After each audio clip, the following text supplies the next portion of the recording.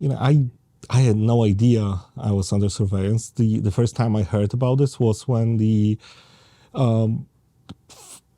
not at the time he was still not yet the minister. He was the future minister for internal affairs, Mr. Kamiński, was speaking in the parliament, and he told everyone there on the record that the PO government, the Platforma Obywatelska government, was eavesdropping on journalists, and he mentioned my name.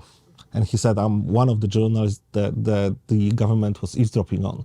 Then later on, I was asked by the prosecutor's office in Kraków to be interviewed by them. And I did. I did go to Kraków to be interviewed. And then I got a letter that the interview is over. And that's it. That's what happened. The investigation was over. And they said, that's the last time I heard from them. Mr. Kamiński published a list of journalists that were supposed to be eavesdropped on by the previous government. I'm on the list, but there are many other journalists on the list as well. The prosecutor's office didn't say a thing. They just asked some questions, and there was a very short interview. They asked me if I know anything, and I said no. Did you know you were eavesdropped? No. Have you ever noticed anything? No. And that was the end of the interview. The period I was under surveillance was when I was working in Rzeczpospolita. At the beginning of my term as deputy editor-in-chief, there was no editor-in-chief. So I was in charge of the newspaper. And even after the new editor-in-chief came in, I was still deputy editor-in-chief, and I was in charge, among other things, of the investigations at Rzeczpospolita. So I think that was the reason to eavesdrop. All the people in Rzeczpospolita who were doing the serious political investigations were eavesdropped on. So at the time I was there, Rzeczpospolita was doing a lot of stories and was covering all the big scandals, including the government. So there were many stories that we're interested in. When government eavesdrops on editors, not on the authors of the investigations, but on editors who run them, they want the advanced information. They want to know what's going to happen.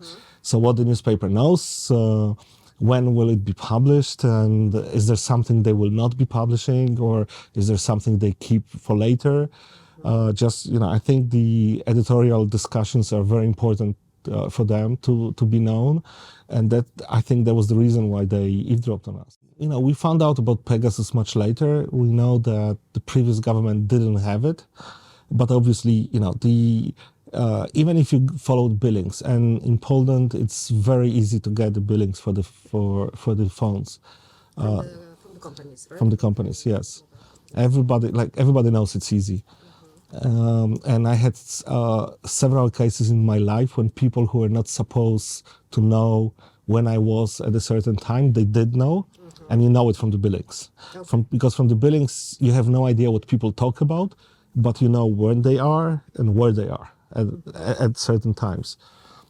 So I'm certain for sure that they were looking for informers, because when you compare the billings from two phones, then you can find out if people get together. So I'm pretty sure they went after the billings. If they went after the phone calls or SMSs, I don't know. You don't know. There are main two reasons why this government didn't finish the investigation, or finish without any results. Reason number one is they don't know how to do it. They're not professional enough. The reason number two, they do the same thing, and probably using the same people, because the experts are the experts, and if they work for the previous government, they can work for the new government as well. Yes, there's this very famous saying from an old Polish movie: every state needs their dogs, which basically means when you're expert on eavesdropping, if a new government comes into power, they will still need you. Of course, they understood that they want to go after the same journalists, after the same investigations. And also they bought Pegasus. So, they upped the game. Now it's even worse. Well, first of all, you have to remember, you don't have to eavesdrop on journalists. It's enough, if you know who talks to them, it's enough to eavesdrop on people who talk to journalists. Because when you eavesdrop on a phone call, you listen to both sides. You don't need to eavesdrop on both phones. It's enough to tape one phone. It's true that we don't know so far if the Pegasus was used against any journalist in Poland, but I'm pretty sure it was. It's difficult for me to imagine it was not. You have to remember one thing. We don't have any judiciary control or any parliamentarian control over the security services in Poland anymore.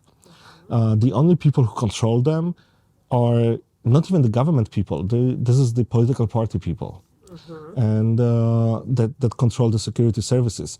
We have no idea what's happening there.